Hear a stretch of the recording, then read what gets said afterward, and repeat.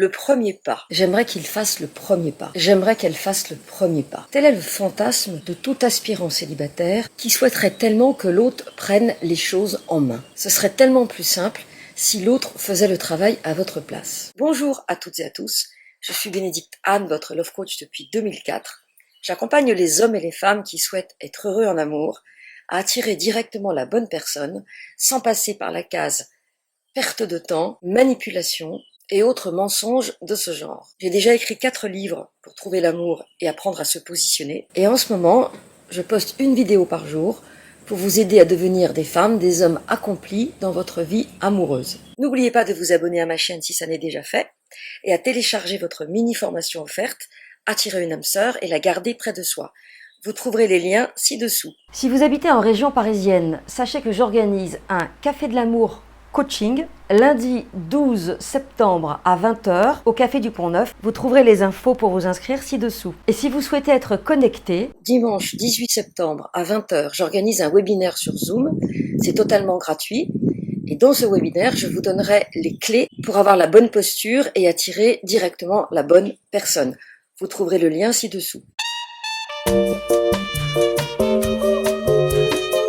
Dans un monde parfait, dans un monde romantique, dans un monde sentimental, l'homme prend la femme dans ses bras, plonge son regard profond en elle et l'embrasse. En tout cas, c'est comme ça que ça se passe dans les films.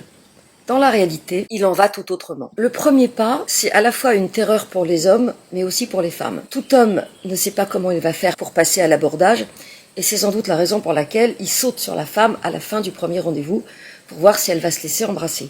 Très souvent, c'est mal amené, c'est maladroit, et c'est presque un peu pâteau, tellement ils ont peur que ça ne se passe pas bien. Et bien sûr, derrière ça, ils ont peur de se faire rejeter. Et là, mesdames, mesdemoiselles, se pose la bonne question. Est-ce que vous attendez que monsieur soit prêt? Et parfois, ça peut prendre des semaines, en tout cas plusieurs dates. Et si au bout de 10 rendez-vous, il ne vous a toujours pas embrassé, évidemment, il y a de quoi s'interroger. Alors, je vais vous donner la règle de base. Ce que j'ai remarqué, notamment à travers les soirées tantra organisées au Café de l'amour, c'est que très souvent, les femmes se divisent en 2 catégories. Celles qui n'osent pas et qui rasent les murs comme des petites souris, et celles qui se servent. Celles qui n'osent pas sont capables de passer plusieurs rendez-vous sans bouger.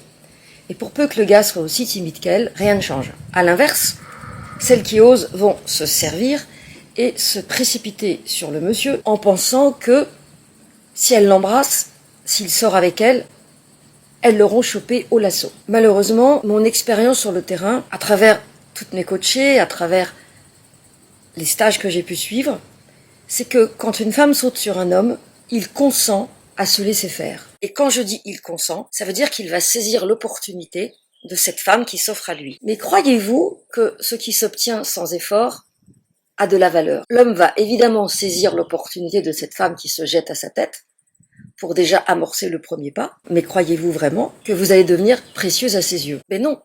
Parce que ce qui s'obtient facilement sans même l'avoir demandé, en d'autres termes, peut-être même n'aurait-il jamais pensé à sortir avec vous si vous ne vous étiez pas jeté à sa tête, n'a aucune valeur. Alors ce premier pas, je suis désolée, messieurs, il va falloir le faire. Et je suis désolée, mesdames, il va falloir attendre que ça vienne du monsieur. Cela ne signifie pas qu'il ne faut pas non plus l'encourager. Comment encourage-t-on un homme? C'est dans l'énergie, c'est dans le sourire, c'est dans la posture, la tête penchée sur le côté, la fragilité, la vulnérabilité de la gorge. C'est tout ce qu'on voit dans l'éthologie pour les nuls. C'est finalement créer un climat de sécurité qui fait que l'autre sent qu'il va être accueilli.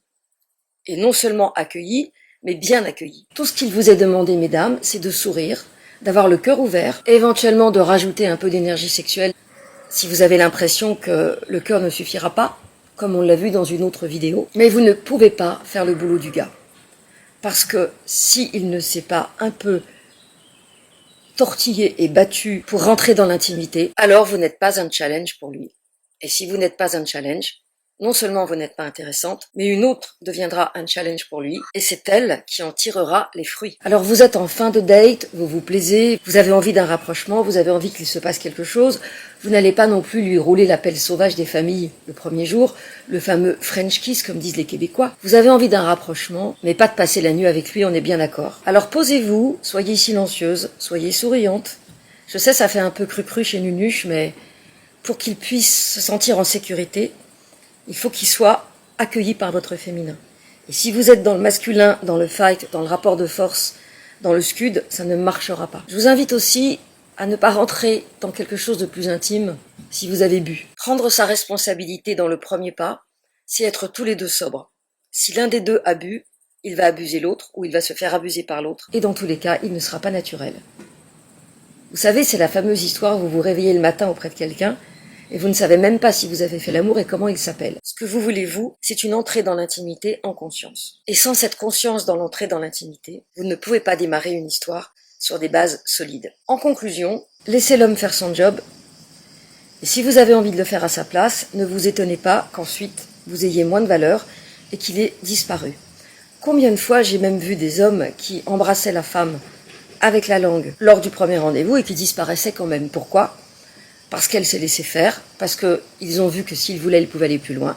Et du coup, ce n'est pas intéressant. Qu'est-ce qui se serait passé si vous étiez resté en surface ? Donc le smack, comme ça. Peut-être qu'il n'aurait pas donné suite, mais au moins, vous n'aurez pas eu l'impression de vous être fait voler quelque chose. Dans la mesure où un échange de muqueuses, c'est de l'intime, c'est quelque chose qui compte. Les muqueuses, c'est l'intérieur de la bouche, la langue, l'intérieur du sexe. Et dès qu'il y a mélange de muqueuses, il y a quelque part pour la femme implication. Alors, ne mélangez pas vos muqueuses avec n'importe qui, ne donnez pas votre langue n'importe comment, et considérez que votre intimité, à savoir vos muqueuses, se mérite. Et dites-moi dans les commentaires comment se sont passés les premiers pas pour vous, quels sont vos retours d'expérience, et à quelle situation bizarre ou superbe avez-vous été confronté. Merci d'avoir regardé cette vidéo jusqu'au bout. Merci de la liker si elle vous a plu, de la partager si vous pensez qu'elle peut aider des personnes de votre environnement.